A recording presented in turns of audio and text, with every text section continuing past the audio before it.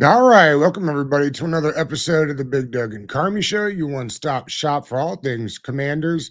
It's a super Monday after a beatdown on Sunday. Love these every time. To join us to talk about it, Serge the Shooter. Serge, what's happening, my man? What's going on? What's going on with you?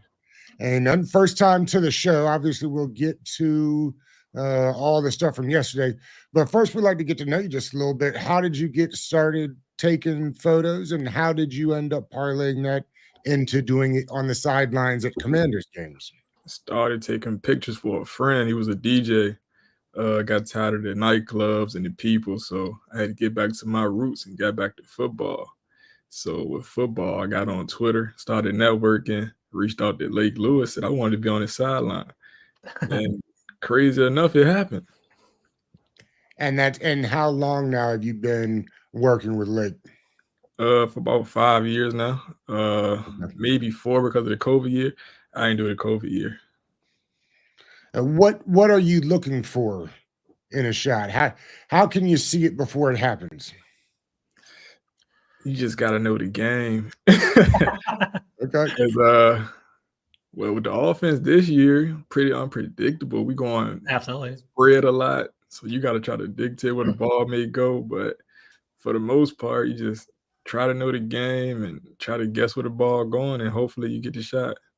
Serge, are you local, by the way? Are you from the DC metropolitan area? And then on top of that, were you a football player growing up? Now, I'm actually from Richmond, so I drive up and drive back every day. Wow, big drive. Play wide receiver in high school, but that was short-lived. Okay. Let's see, George, you were at the game yesterday. Yeah. What were the vibes like? They were immaculate, man. They're a fantastic time. I had a really good time. Serge can vouch for me as well, man. So season ticket holder, my third game of the year. I missed the Cleveland game, but you could tell the energy around DC is starting to pop off, man. It's fun. Like, I think Darrell Green retirement party definitely added another element to the game as well. People showed out for that. We were talking offline. Like, you barely saw any blue, like 90-10, 80-20, burgundy to blue ratio there is fantastic. I got there early. I tailgated with Commanders podcast. Anthony Armstrong walking around, hanging out with us, getting hot dogs and sausages. Had a great time with that. We walked in. There's 50 to 100 legends that were at the game. They're at Legends Plaza, kind of walking around, doing their thing. And we walked in, and, we're trying to watch the game, trying to have a good time. Crowd was into it. The Panthers start marching down the field, and we're like, oh, man, what kind of game are we going to get into today, right? We kind of get a little nervous, a little anxious a little bit. And that Dante Fowler pick six running right at me. Like, I'm at the end zone, like with the Hawk Farmers. He's running right at me. Serge got some great pictures of it, too. We're going to look at that later on. But basically, he's running down the field, and the crowd just pops off, like off the chain, going crazy. And I think I set the tone for the entire game. And if you guys remember, interception the first drive, interception the third drive, like they threw another interception to Emmanuel Forbes. We got another one. And once that avalanche started happening, the whole crowd was going off. The wave was going on. And it was good vibes all the way through. And it's unbelievable to think that this is the second game this year where people started leaving early. and not because they were got smashed on, but they did the smashing. It's interesting, George. I keep hearing people talk about it was just the Panthers, and I never understand this. It's you get a schedule every year. You don't get to pick who's on that schedule. The good teams smash the bad teams, and finally, Serge, that's what we're doing is smashing the bad teams. It shouldn't get knocked for that. No more field goals, no more 16 to 13 games. We probably was underdogs before the season even started. But now it's just the Panthers. It's a bad team, but I look at it as a compliment to us because now they're mentioning us as a good team, I guess. 100%. I agree with that 100%. And on top of that, Doug, he nailed it, right? So they're a bad team, but they're still a professional NFL team, right? Like we shouldn't discredit what we did. We were up 27-0 in the first half, like going into halftime with our backup quarterback. Jaden Daniel only played the first drive, the first series, and we still dominated like that. So I think yesterday's game was an eye-opener to all of our fans about the potential this team actually has. Maybe I'm getting really excited myself, but the fact that we could dominate, we looked that sharp against another professional team. We showed our business 5-2. We're going to be someone to mess with us later on this year. Marcus Mariota threw the ball 5 times, and I said, oh, no. It'll be a long day. But you could tell. I mean, the guy hadn't played any meaningful football, and Lord knows how long. I mean, we're talking about years probably since he's actually got in and played some meaningful football as the starting quarterback. You could tell he was out there loving it. It's a different situation for him than, say, Andy Dalton, who's glad to be playing football because these guys just love it. It took him a little bit to knock the rust off, but I was super impressed. In fact, my wife said, "How will you start the show off today?" And I said, "I will start the show off today by apologizing to Marcus Mariota, who I may not have been so kind to when he played against the Browns in cleanup time." Obviously, you can see a big difference between what they did in cleanup time and what they did now. George, one of the things that I like about this new regime, if you will, head coach Dan Quinn and company, and we had talked about this a little bit in the offseason. I kind of felt this was coming, but we can see it now. They are uber aggressive. With the backup quarterback in up 20, they could have taken, like they could with Jaden Daniels, they're going with the last minute and a half trying to get at least a field goal, if not a touchdown. With the backup quarterback in, I would not have been surprised and probably not disappointed if they said, "Look, we'll take this lead and get on in." That's not it, man. They've got the pedal down all the time, and I dig it. Yeah, I agree with you 100%. And that's what good teams do, right?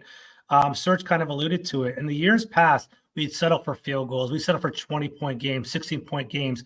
Guys, we all follow the team. You've been working for 5 years, Serge, on the team. We averaged like 20 points a game year after year. It was boring football, right? Like, I love the team, and I follow the team religiously, but it was boring. It was tough. And I like the fact that we have that killer instinct. And I think the players do too. I think it's an attitude that Dan Quinn brings about. I think now that we're watching the team more and more, a lot of us, like I'll be honest with you, I was a Ben Johnson guy. I wanted that X's and O's, the kind of the wizard, the kind of offensive playbook kind of guy. But I think Dan Quinn is bringing this energy and bringing this this inspiration to the team to kind of play hard, and the ball is air. He kind of talked about it before. And I like the fact that the team is hungry and they have that killer instinct. One thing that popped in my mind is Dan Quinn talked about getting that extra gear, taking that extra step. We had 0 turnovers for the first, I think, 5 games. We were we were winning. It was 4-1. We were not getting turnovers. He said our next gear is to turn the ball over. We got a pick with Mike Sanders still against the Ravens and 2 picks against the Panthers this last game, right? We're starting to turn it up a little bit.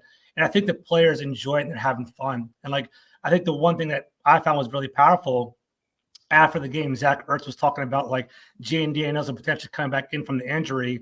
He's like, they view us as people. Like, they don't view us as employee number 86 or employee number 5. They're protecting us. They want us to enjoy ourselves. They want us to protect our long-term health. And I think the team is actually enjoying playing together. I think that's something that was lost over the past couple of years. And Serge, you probably know, I don't want to put your business out there, but our defensive line, there's drama with our defensive line, and John Alton and Chase Young. There was some animosity with our team. I think they're having a blast this year. And Terry McLaurin was laughing and dancing coming off the field after the win last game. So it's looking good, man. It's a good vibes around DC. Yeah, it's been interesting because they've totally done this differently. They're running the ball, which to me, you can tell the offensive line is so much better, but you've got guys out there. I mean, last year, you think about how many of those games they ran the ball 50 times. Serge, you're around the guys. I'm sure they've got to be pumped offensive line wise, be out there hitting somebody in the mouth rather than having to go backwards in pass sets. They come back to the bench, laughs, giggles, high-fiving after every drive. And it's hard to see them not do that because it seemed like every drive is they coming away with a score. So they feel like they did what they needed to do for 10, 12 plays. And George, you commented sort of about, I think, alluding to what Mariota said after the game about guys wanting to, what they're building here.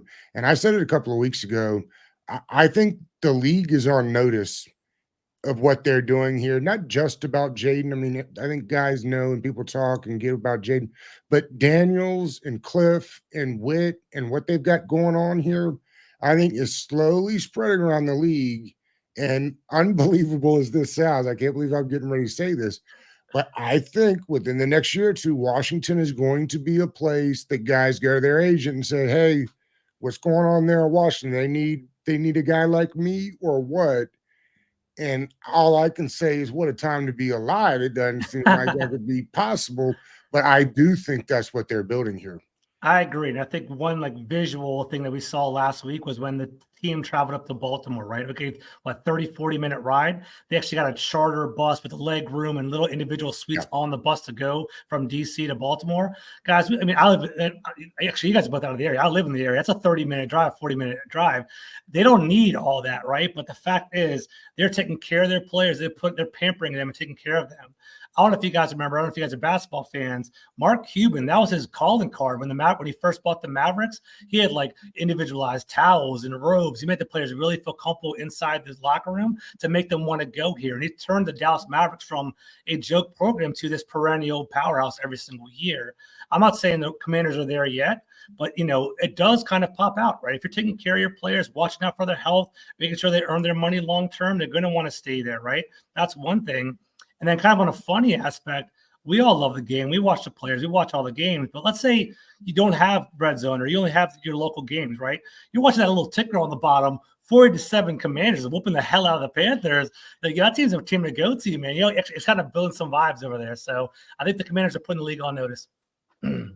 I think they kind of disrespected us on Sunday Night Football last night. They didn't even mention the game at halftime. The biggest defeat of the game, I thought maybe they'd at least – showed my man Sinnott catch one pass for a touchdown. Yeah, first touchdown.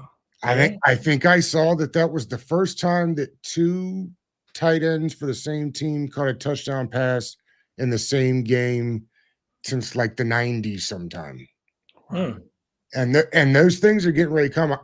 I think it was Eckler told Grant and Danny that they put in 30 new plays each week as part of the game plan. So like they are really changing up everything they do depending on the team they play.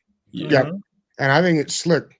The other thing I heard the other day, which I thought was interesting, they were talking to Joe Witt Jr., I think in his presser, say Thursday or Friday. And he said, one of the things I had to remind myself is we're not in Dallas doing a year 3 install, right? In Dallas, we'd be in year 3. We'd had a lot of people coming back. The core players would know. He's like, I'm trying to get Luvu into that Parsons role immediately. And he said, we weren't just quite ready for that yet. Serge, I don't know if you noticed it, but you could see him in that Parsons role yesterday. I mean, he was flying off the edge a lot. I feel like it started with that Cleveland game. They moved him around on both sides of the ball, got him in the backfield, and it didn't work against Baltimore, but they still tried it. And bring it back out against Carolina, you can see he getting comfortable with getting in that backfield. I think Kingsbury's in his bag this year, and I'm sure you guys think the same way. Like he's definitely in his bag, and it's fun to watch. Like there was one play where they were driving out in the red zone. I think it might have been stalled. Actually, it was the first drive of the game because Daniels was out there. Daniels lined up under center, like about to take a snap, and then what ended up happening is he took a little step to the left and it snapped directly to Brian Robinson. And it was like a wildcat kind of run. It was awesome, and I just love that because like. Doug, all offseason, we talked about Cliff Kingsbury. We were worried about what he would do. And the knock on him was, hey, he's a great offensive coordinator, not a good head coach. He kind of burns out after 7 weeks. He's not going to be a great offensive coordinator for a while. I don't see anything changing so far, and it's looking pretty damn good. It's actually fun to watch right now. George, I was going to say over under 10 national pundits that came over on this show and told us how ridiculous the Cliff Kingsbury signing was. Yeah, a lot of people. He was probably the most notorious signing that we talked about all offseason. They're getting on him saying he's washed and why is he coming here? He was going to leave McLaurin sitting on the left boundary. The excitement that we had for an offensive coordinator last offseason. And then you come around this offseason and they told us temper the expectation. It just we got what we needed now. Night and day, man. Night and day, 100%. And the fact that they were able to have Mariota ready, and I think people might have clowned the Mariota signing a little bit too. And I got to say, I kind of was like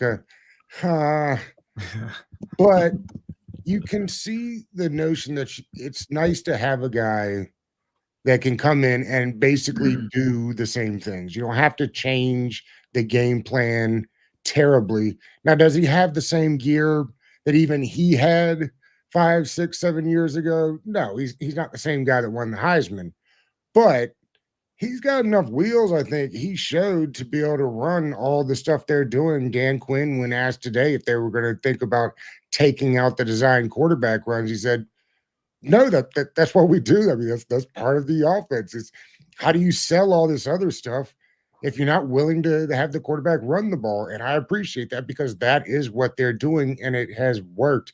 It is the highest scoring offense in the league. It is the most efficient offense per EPA in the league. It is unbelievable. And George, you said 20. The fact is the team hasn't scored or averaged 20 points a game in almost a decade. Yeah, for sure. And then on top of that, guys, there's been 3 times this game where the Commanders have won by over 21 points this season. How crazy is that, right? That never happens here. We always barely win, like field goal, like at 1 point. Now we're winning by 21 points a game. That's fantastic. Sir, let me ask you a photo question, right? So I know you're on the sidelines, you're watching the game, watching the players. How do you digest it all, man? Like, how do you watch the game but also take photos? Like, do you find a balance, or you're always just taking photos while you're on the sidelines? So I just answered somebody on Twitter last week. I told them I actually like watching the game more than shooting it because I get to see more stuff. So immediately after I get my shot, I look up at the Jumbotron and try to watch it back. But overall, I'm gonna just go back home and watch the game over anyway. There you go, yeah. When you're from a season ticket holder, being in the stadium, and there's so much stuff going on. Yeah. You're trying to watch the game to the best of your ability, but you have to watch it again later on. Got to. For the most part, yeah, I like watching it on TV more. Oh, for real? Okay. Yeah. Do you have a requirement of how many photos you have to take or anything during the game, or you just going off and doing whatever you want to do? How many do you usually take during the game? Around like 2,500, 3,000. And is that because you're like clicking on auto?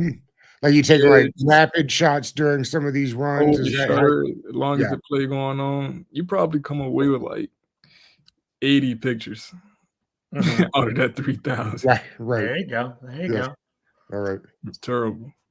Another follow-up question real quick for that. So is it more fun taking photos for a winning team, Serge? It is, because it was so many times last year I wanted to leave in the third quarter because I have more pictures of the other team than the team I was supposed to be shooting at. We went like 1-6 at home last year. Yeah. Yeah, 1-7, I guess, right? Yeah, technically, yeah. Yeah, so 3-0 at home. The vibes are up. I'm staying to the fourth quarter, staying an hour after the game. It's all good. That's good to hear, man. And quickly, I think we're going to start looking at some of these pictures because I find it very fascinating and interesting. But one thing I wanted to point out was on Friday's episode with Ben Standig, one of the things he said that I thought made a lot of sense I hadn't thought of. How many years in the past have we done these like retirement ceremonies or big homecomings, and they schedule like the Chiefs? Or or some team that you just know is going to come in and kick the crap out of you. It was nice that they like decided on this game to retire Daryl's number, a game that you had to feel pretty good about winning, and came away with 2 picks. Yeah, that's right. For Daryl, it makes sense. The best part about it, I think, the thing that brought the crowd down was basically Josh Harris he took the mic and he was like, "Dude, this is long overdue. Like, why didn't we actually do this?" He actually said it out loud, and the crowd was like, they're cheering. I was all pumped up about it. It was fantastic. So it was real good to hear. Yeah. That's because he didn't earn the team yet. Exactly. All right. Want to post some photos up, Doug? Yeah.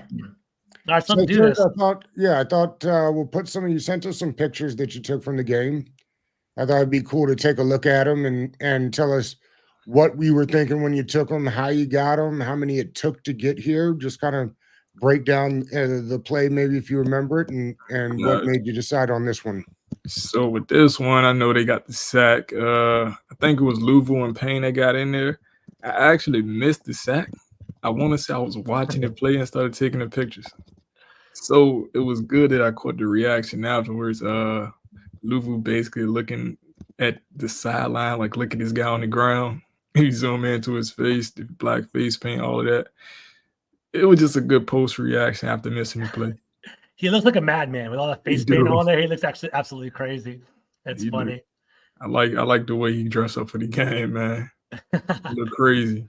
Definitely has a good aesthetic.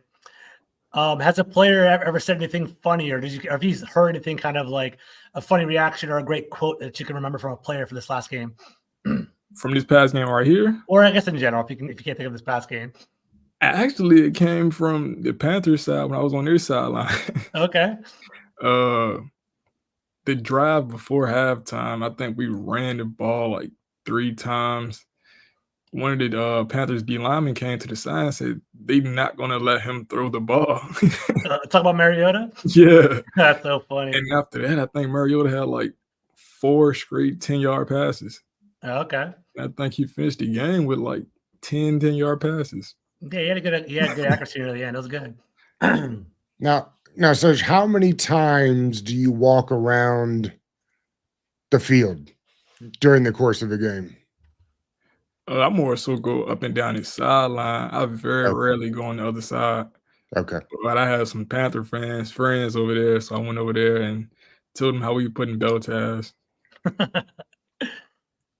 All right, we have another photo up here. We also have a comment. I don't know how well you know Chuck, but he's kind of busting your chops a little bit.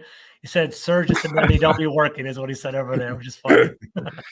Yeah, I catch a lot of flack on the socials because of that. There you go. No, you're good, man. You're doing a great job. Actually, just for everybody, I'm putting it out there. I told Serge he's the best photographer on the internet right now. I love watching his photos. They always catch me when I got the camera down, take a picture of me and say I'm not doing work. That's so funny. Let me see. I think this was the drive that the Panthers scored on. Xavier Leggett came across the middle. I actually missed that catch too, but I caught the post reaction. It's hard to catch the passes in action, but Mikey made the open field tackle. I think he made about 3 or 4 open field tackles. One even came on the tight end.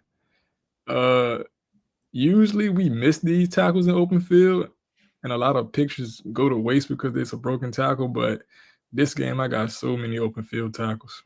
The defense is listen. The same thing can be said about the Browns, right? Like you're not going to play against many worse offenses, but again, the defense was humming. Like that doesn't mean that guys like Xavier Leggett weren't supposed to get off a little bit, or Sanders. I know he slipped on the one play, but like they never got back to him. The run that's one of the better offensive lines in the league. And I think they thought they were going to be able to run the ball a little well. Jonathan Allen out. Listen, we've seen this before. The defensive line, because of that, maybe whatever. But we used to talk about this all the time, George. They'd have the defensive tackles playing like 80% of the snaps. I looked this weekend and it was like the highest guy was Newton, I think, with like 50% or 52% of the snaps, something like that. So a lot better rotation recently with the D line. Absolutely. And this was a fantastic tackle. It's a great, and Sanders upended him on this hit, by the way. It was a great hit. He flipped really good over there, and his half his size was great. He a great open field tackler. Hey, Serge, real quick, I got a question in the chat. I don't know if you feel comfortable answering this, but do you ever play with the lens? Ever take like creepy shots or different kind of angles in black and white or like fishbowl, or do you ever play around with your lens at all? Yeah, I'm gonna start posting some of my different edits. I got a gray and black Derek Forrest picture I might post today. I take a lot of pictures from ground level. Try to give a really cool perspective. Yeah, that'd be fun to see. A lot of people stand up, but I like the lower angle better. All right. What kind of lens are you using? The 70 to 200, the 100 to 400, and then I could just rock with those the whole game. Yeah. All right, yeah, this one. So it's an awesome one. A lot of people missed this picture because they went to the other end of the field. I actually stayed back to catch Chris Thompson and Alfred Morris when they came out during a commercial break, and I never made it back up the field. And all of a sudden, I thought we had got this sack, but he ended up picking it off and came back down the field. So it was cool to be the only person down there to catch this. I think it was maybe like 2 people in the end zone. But for the most part, Everybody else was downfield. I caught this play on the sideline. Right place at the right time. I love the shot with Deron Payne in it too. Man, he ran down the field those times. That is a large man running. So I'm gonna talk to Keith. So I was sitting right next to him, right? So we're kind of BS and having a good time watching the game. We see the interception directly in front of us, and he's running at us. I'm like, oh crap! I'm trying to grab my phone to record him running at us. I couldn't get it in time, but Keith has the photo of like the video of him running towards us. I'll ask him to post it on Twitter. It actually was really cool. It was fun. I believe that was his first interception of his career. And I think his third touchdown of his career, but the first pick six. Yeah. Dude, he looked quick. He looked quick in up the field. He's not bad for a Gator. Underrated signing for sure. I mean, listen, and again, it just keeps going back to the fact that Adam Peters has not missed very much at all this offseason. And it's hard to give him enough credit. I mean, think about this. The backup quarterback goes in, and Biotis just keeps on rolling the way he has the whole season. Yeah. Did you see a snap hit the ground or a bad exchange? I mean, the fact that they live in that shotgun and pistol so much, it was one thing when you're snapping at Jaden Daniels because you're doing it however many times during the week. But for the backup to come in with zero practice with the center, except for the 5 or 6 they took real fast before they said get your ass in there, it's pretty amazing to me what the center's done this year. Everything was clean. I think Biotis is an underrated signing, by the way. I think he's like borderline Pro Bowl for real. Like, Doug, we did the film breakdowns on Tuesdays. You're right there with me. Like, all the breakdowns of him pulling and being a big part of the run game as a center have been fantastic, man. So he's been great. I want to say they gave him a lot of credit when he was in Dallas, but it seemed like once Washington signed him, exactly, always. Back a little bit. Funny how that works. Funny how that works, bro. 100%. Yeah. My favorite guys here. The Emmanuel Forbes pick, man. I felt like you had to catch this moment. Absolutely. 10 guys in the end zone giving him his props, man. It was happy for 13. I know a lot of guys on the sideline was happy for 13, but I was happy for 13. Yeah, I think we're for sure. I think we're all happy for 13. All of us kind of bit our breath. So, like in the stadium, because I don't know if you guys remember in real time, but there's a penalty. There's 2 penalties on the field. And it was basically one on the offense, one on the defense. And we're like, he got the pick, and all of us were so happy. We're like, yeah, Forbes finally did it. And then basically, like, we thought it was going to be taken back. Yeah. Then after that deliberation, they basically gave him the interception. And the guys, they were all sitting at midfield, kind of like pissed off, kind of like not happy about it. And then once it actually went through, they all ran down to the end zone, into the whole like the mean mugging in the camera and all that stuff. It was actually fantastic. So happy for Forbes here. And all pro Revo in there too, one of my favorites. Yeah, Revo, man. He always bring the energy, man. He does. Serge, how cool are these gold pants with the burgundy jersey, man? They're pretty fresh, right? Do you like them? Nah, I didn't like the gold pants until now. Yeah. Maybe the winning help. Maybe the gold numbers help. They look good.